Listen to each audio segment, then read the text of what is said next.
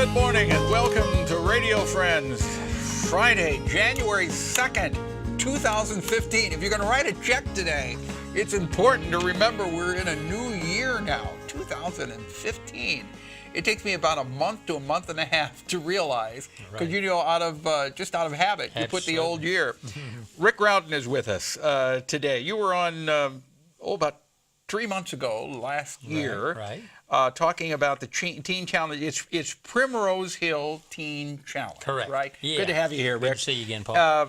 If people did not hear that particular program, explain to our listeners what the Primrose Hill Teen Challenge is. Primrose Hill Teen Challenge is a home for women, mothers with children who've had problems with addiction to drugs and alcohol.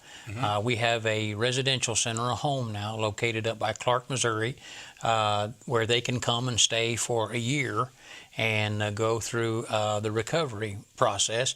And the one unique thing about Primrose Hill is that we do allow the children to come into the center with the mother during her recovery. So now, this is single mothers, right? It doesn't have to be. No. It can be. I mean, it can be families that have been separated due to addictions. But the father cannot come. Right. The father cannot come. That is correct. We're associated with Teen Challenge USA, which has 250 centers throughout the United States. So a lot of those centers are strictly for men. Some are strictly for women. There's adolescent male and female, but our center again is one of 5 that actually allows the mothers to come in with the children to come in with the mothers. Typically, in that sort of a lifestyle, if you will, the restriction or care that is needed for the children becomes a real obstacle for the women to be able to find help. And statistics show that because of that, a lot of times they don't seek out help because there's no one to take care of the kids. They don't want to be separated from their children. So we've removed that obstacle.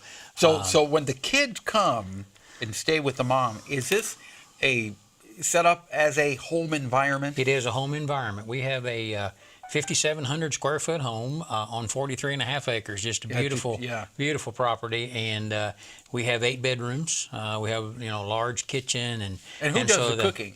Well, they do. They do. The moms do the cooking. Yeah.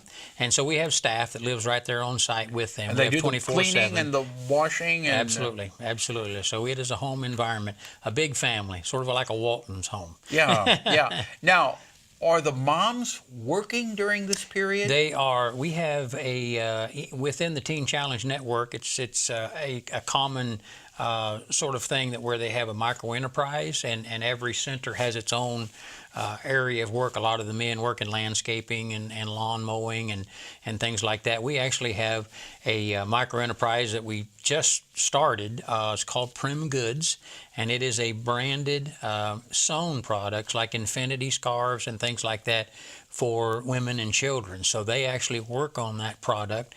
We sell that on the web, and we ship that out, sell it locally in stores, and that becomes an income stream for the home, as well as the women learning a trade, learning how to run a business, and all of the things associated. So the women do not have to leave the home to go out. They do not. They're there, and they're taking care of taking care of their children, and they're throughout the course of the day they'll have studies that they work on, group studies, individual studies, as part of their rehabilitation. So how are they accepted into the home? There is an application process. Do they come to you, or do you search? Typically, people come to us, and a lot of times it's family, it's churches, it's people that I know somebody who needs some help. Yeah, right. And then at that point, we engage with them. We find out if they're really at a place in time where they really want to accept. It's a very disciplined program, fairly They have intensive. to change their lifestyle. They do. It has to be. They really need it at the point to where they need to say, "I'm tired of being sick and tired." Yeah, it's almost like with alcoholism, that you have to hit rock bottom before you seek help. And a lot of these women are very close to hitting rock bottom. That's right. And this is a commitment where you're stepping out of life for a year. So I mean, it's a very strong commitment that do the kids go to regular school? They are.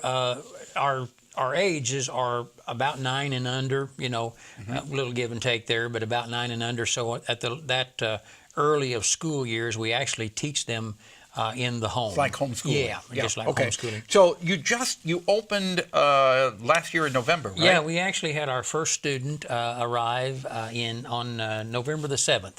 And I just wanted to report a little note here that I received from the director. She is doing incredible. It's amazing to watch how her life is transforming in the weeks that she has been at Primrose Hill. When she arrived, she was hard and calloused, but she has so much life in her now, and she smiles a lot. Her goal is to stay clean so that her son can join her at Primrose Hill and also regain guardianship of him. That's nice. Yeah. That's nice. So how many, when you're full, how many It'll people? be around 10 to 12 mothers, Okay. and we will take single women as well, but our focus is mothers that have children. If people listening to us are interested in this program and they want to help out, they want to make a donation or they want to volunteer some of their time, Right. Can they come out to the home and do a tour and look at what you're talking about? Absolutely. We have a lot of people that are partnered with us, churches and businesses and individuals, and so our website is tcimo.org. TCIMO.org. mo.org. And you can go there. There's contact information. My name is on there. You can email me directly. Brenda, our director, is there. And we'll be able to answer any questions regarding volunteering or donating, touring the home.